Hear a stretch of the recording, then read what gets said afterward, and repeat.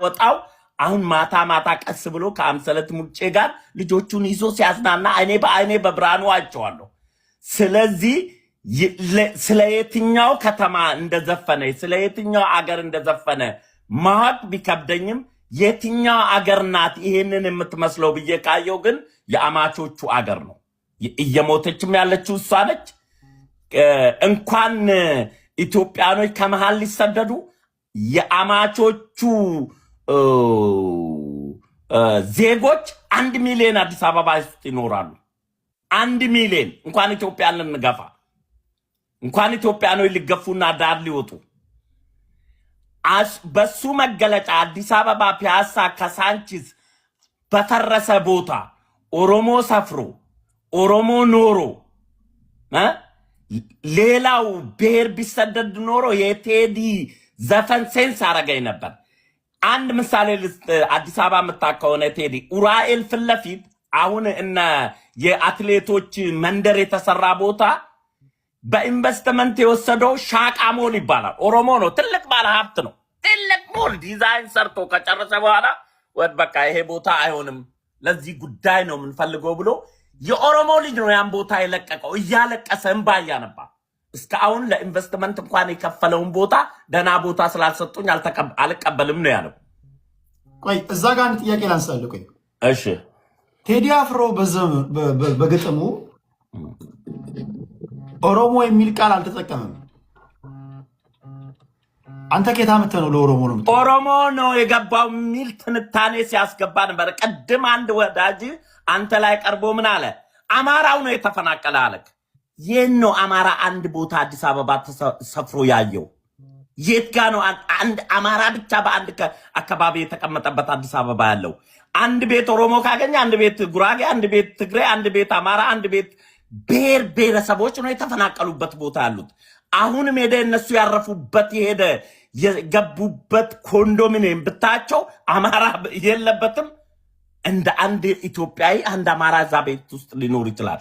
ኦሮሞ ብቻ አይደለም፣ እንደ አንድ ኢትዮጵያዊ ኦሮሞ እዛ እንደ ዱሮ እንደነበሩ አንዴ ቃል መስለኝ። እሺ፣ ዱሮ እንደሚኖሩት የሰፈሩበት ቦታ እልል ብሎ ተደስቶ ከሽንት ቤት ከግም ከማይረባ ሰፈር በእልልታና በደስታ የሄደውን ህዝብ ከመሃል ገብቶ የተገፋ ኢትዮጵያዊ የለም። እንኳን ኢትዮጵያዊ የራሱ የአማቾቹ ዘመዶች ሲኤምሲና ቦሌን ተቆጣጥረው ምስቱ ጭምር ዜግነትሽ እኮ ኤርትራዊ ነው ያልተባለችም ከኢትዮጵያዊ በላይ ኢንቨስትመንት እያደረገች ኢትዮጵያ ውስጥ የምትኖርበት አገር የት ነው ኢትዮጵያዊ የተገፋ የሚለውን ማንሳት ማወቅ ያስፈልጋል። ዘፈኑ ጊዜውን ወቅቱን ኢትዮጵያን የማይዋጅ ከሆነም ይሄ ዘፈን ለየት ሀገር ነው ከተባለ ለኤርትራ ተጽፎ በቴዲ አፍሮ የተዘፈነ ዘፈን ነው ብዬ ነው ማምነው። ድምጹን ተከራይተውት። ታንኪዩ። ኦኬ፣ ከልብ አመሰግናለሁ። ካናዳ ቶሮንቶ ላላችሁ ዛሬ ኤፕሪል 18 ነው። እውቁና ሁላችንም የምንወደው የምናደንቀው አርቲስት ዳዊት መለሰ በቶሮንቶ ፐርፎርም ያደርጋል። ሜላት መንገሻ አለች።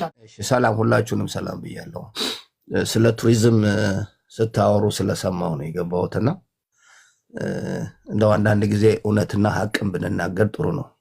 ፖለቲካውን መደገፍ ሌላ ነው፣ የቱሪዝም ሴክተሩ ደግሞ ሌላ ነው።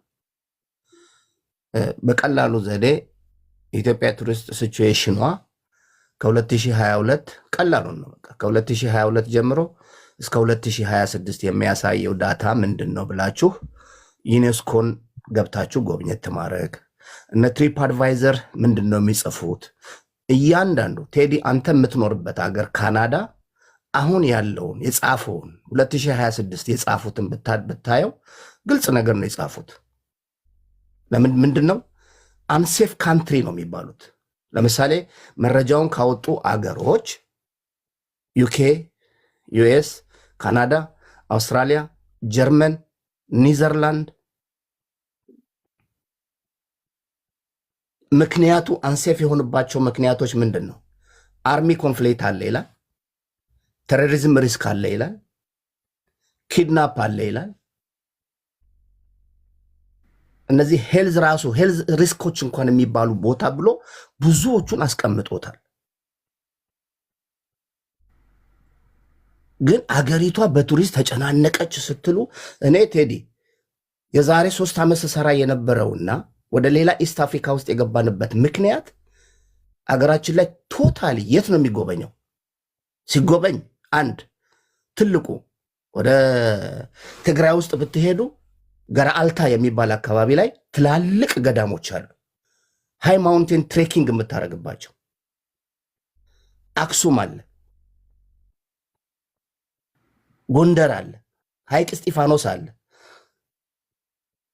ጎንደር ውስጥ ደባርቅ የሚባለውን አካባቢ አልፈህ ሰሜን ተራራን ትጎበኛለህ። ብቸኛ ያለውን ዋሊያን የምታይበት ማለት ነው። ከዛ ባሌ ትሄዳለህ እና ሐረና ፎረስትን ታያለህ። አሁን ሎጅ እዛም 12 አይደለም 100 ሎጅ ጥሩ ነው። አገር ሰላም ብትሆን ጥሩ ነው።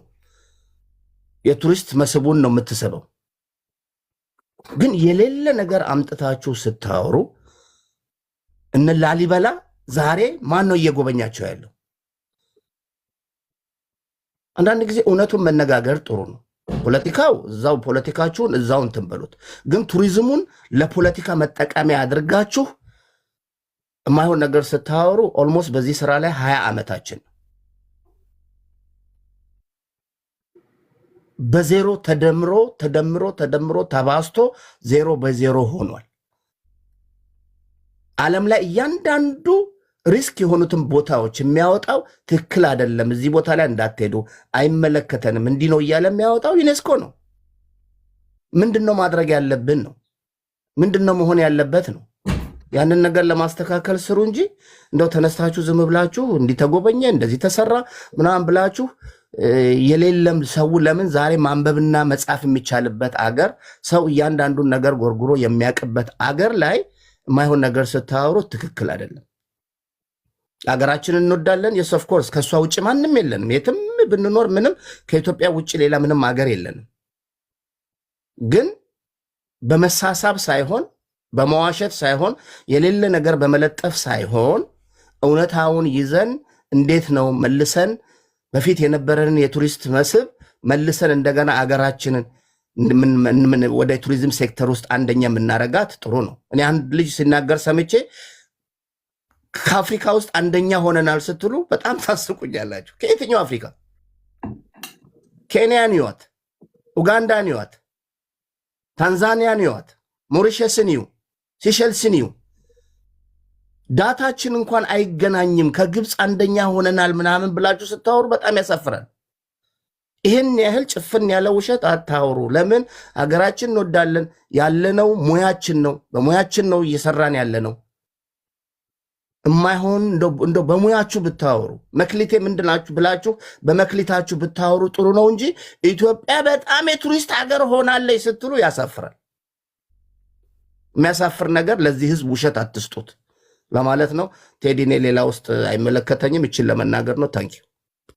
ታንኪዩ ዙፋን ከልብ እናመሰግናለን። በነገራችን ላይ